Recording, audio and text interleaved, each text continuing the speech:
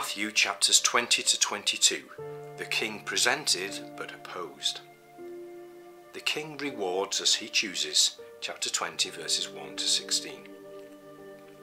Jesus told a parable in which the owner of a vineyard went into the marketplace at around 6 a.m. and agreed with a group of men that they would do a full day's work for him for 1 denarius each. At around 9 a.m. he went to the marketplace again and hired more men. This time, rather than fixing a wage, he simply said, "Whatever is right, I will give you." He took on more workers at 12 noon, 3 p.m. and 5 p.m. on the same basis of trust. When all the workers were paid, beginning with the last men to be hired at 5 p.m, they were given a denarius, that is, a full day's wage. Those hired at 3 p.m, 12 noon and 9 a.m. also received 1 denarius. When the men who commenced work at 6 a.m, the only ones who had actually agreed on the wages they would receive, came to be paid, they supposed that they would be given more than the denarius they had agreed on. When they also received a denarius, they grumbled. The king is free to reward his servants just how he wishes, but he values trust in himself more than an attitude of bargaining for the best return for services rendered. How his disciples should act while the king is absent, verses 17 to 28. Jesus then started his last journey up to Jerusalem from Jericho and told the disciples about how he would die there and rise again. Immediately afterwards, James and John and their mother asked Jesus for the 2 best positions in the coming kingdom. They seem to have missed the whole point of the parable of the vineyard owner and Jesus' statements about what would happen in Jerusalem. The other disciples were no better, being angry that James and John had got their requests in before them. So Jesus gave them instructions on how his followers can only become great by serving others. He underlined this by saying that he himself had come to serve others and to give his life for them. Mercy and compassion, verses 29 to 34. After Jesus had left Jericho, 2 blind men addressed him as Son of David and asked him to show mercy on them. Calling him Son of David acknowledged his right to be the King of Israel, showing that these men had more insight than the leaders of the nation. It's no surprise that Jesus acted with compassion and gave them immediate healing. Even as the rejection of Jesus deepened, he was always ready to acknowledge real faith and demonstrate his heart of love. Preparation for the presentation, chapter 21, verses 1 to 6. The time was now approaching for the king to officially present himself to the nation. Jesus sent 2 of the disciples to a nearby village to find a donkey and a colt and told them to bring them both to him. True to form, Matthew recognizes this as a fulfillment of a prophecy in the book of Zechariah. We read, "The disciples went and did as Jesus commanded them," an example we would do well to follow. The presentation of the king, verses 7 to 17. Not having a saddle, the disciples laid their clothes on the animal's back, and Jesus sat on those. Riding on a young, unbroken donkey, a species known for their stubbornness, would have been challenging even with a proper saddle and all the appropriate equipment. But this was the great king, the Son of God, who was master of everything, so the young animal obeyed him, just as the wind and waves had done before. As Jesus quietly rode into the city of Jerusalem, a great crowd prepared the way for him by laying down their clothes and cutting down branches from trees and laying them down across the way. The words which they used from Psalm 118 represented a request that they might be saved by the Son of David, the promised Messiah, the one who comes in the name of the Lord. This all sounded highly promising, as if the king was about to be recognized and accepted by his people. It certainly all caused a great stir in the city. However, when the crowd wanted to know who all the fuss was about, the response was, "This is Jesus, the prophet from Nazareth of Galilee." This answer was not strictly wrong. Jesus was indeed the greatest ever prophet, and his family did live in Nazareth. But it fell a very long way short of echoing Peter's confession from Matthew chapter 16, "You are the Christ, the Son of the living God." Jesus then drove the merchants out of the temple and healed the blind and the lame. This caused some children to repeat in the temple the cry of "Hosanna to the Son of David." The chief priests and scribes were indignant. They knew that these shouts implied that Jesus was the Messiah, and they asked Jesus if he understood what these children were saying. Jesus responded with a quotation from Psalm 8, indicating that the children were speaking as directed by God and acknowledging truths that the grown-ups refused to admit. After such a promising entry into the city, Jesus left it unheralded at the end of the day to stay in the nearby village of Bethany. The king was not being generally accepted for who he was. Powerful faith, verses 18 to 22. The next morning Jesus returned to Jerusalem, and finding a fig tree in leaf, looked for fruit on it. Finding nothing, Jesus cursed the fig tree. The disciples were amazed when the next day they saw that the tree had withered away. It may seem like a strange thing to impress those who had seen their master do so many amazing miracles, but Jesus used it to teach them a lesson about faith.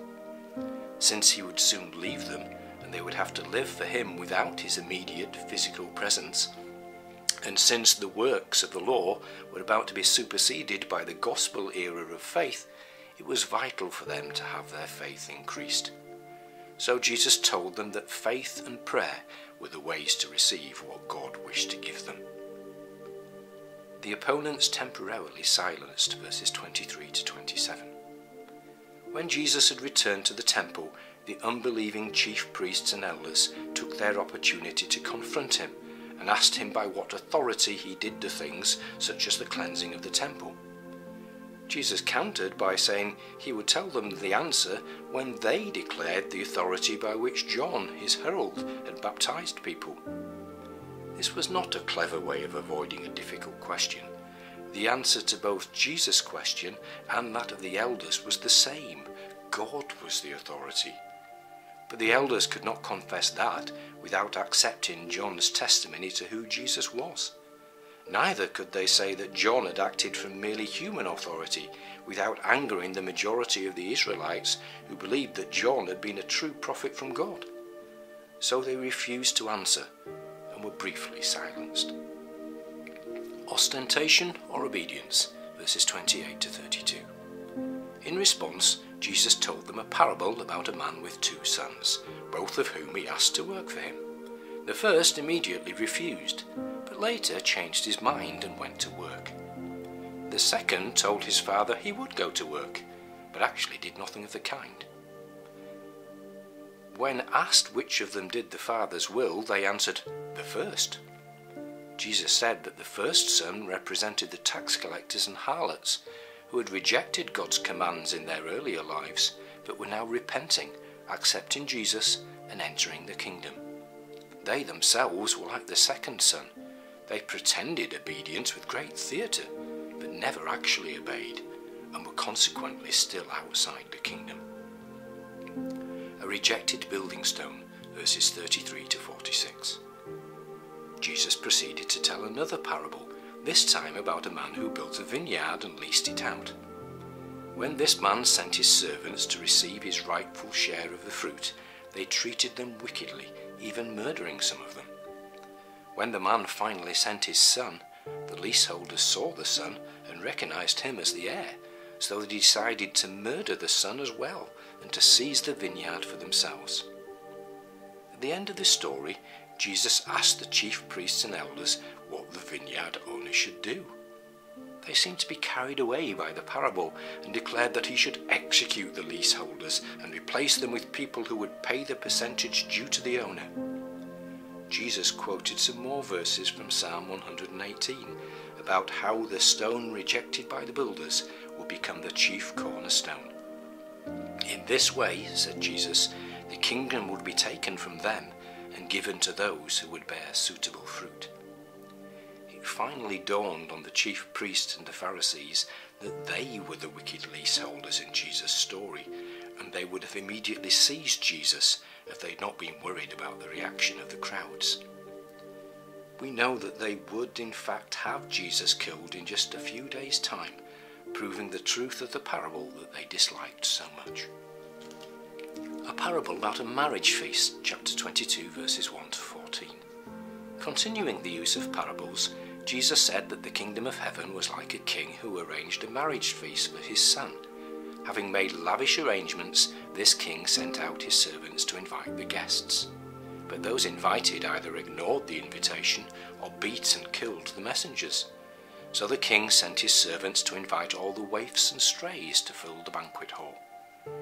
This time the Pharisees immediately saw that they were the topic of the parable, and that Jesus was saying that God, having invited them first to gather to him, was now turning to sinners and Gentiles instead. This was a message which they could never accept. The opponents attempt trickery, verses 15 to 46. The king's enemies then made a series of attempts to catch him out in his words. First were the Herodians, making an unusual alliance with the Pharisees. They asked him if it was lawful to pay taxes to Caesar. Say yes, and they would have accused him of being disloyal to the Jewish cause and sympathizing with the hated Romans. Say no, and they would have accused him of criminal rebellion against the government. Jesus pointed to the image of Caesar on a coin used for paying taxes and said that they should give to Caesar what belonged to Caesar and to God what belonged to God. His opponents marvelled at the wise answer and went away to regroup. Next came the Sadducees, who did not believe in resurrection or anything supernatural, and who only accepted a small part of what we call the Old Testament as being inspired by God. They told a complicated story about a woman marrying all 7 brothers in a family in turn before dying herself. Who would she be married to in the resurrection, they asked. Jesus said that they did not know the scriptures or the power of the God who inspired them. He spoke with authority about what relationships will be like in the resurrection, and stated that when God had said in the past, "I am the God of Abraham," his use of the present tense indicated that Abraham was still in existence at that time, many years after his death. It was their turn to be astonished and to fall into silence. The last questioner was a lawyer from among the Pharisees. He asked Jesus to name the greatest commandment in the law. Jesus said that this was the commandment to love God wholeheartedly and above everything else, and the second to it was the command to love one's neighbour as oneself. The rest of the law hung from these, he said. Having silenced all his enemies, the king himself asked a question. Whose son is the Christ? When the Pharisees replied, David. Jesus asked them why then, in Psalm 110, David called Christ his Lord. How can he be both the Son and the Lord of David? We know that the answer is that the Christ, the King who was speaking to them, is David's God as well as his human descendant. Nobody dared ask any more questions of Jesus after that, but it did not alter their rejection of him as their King.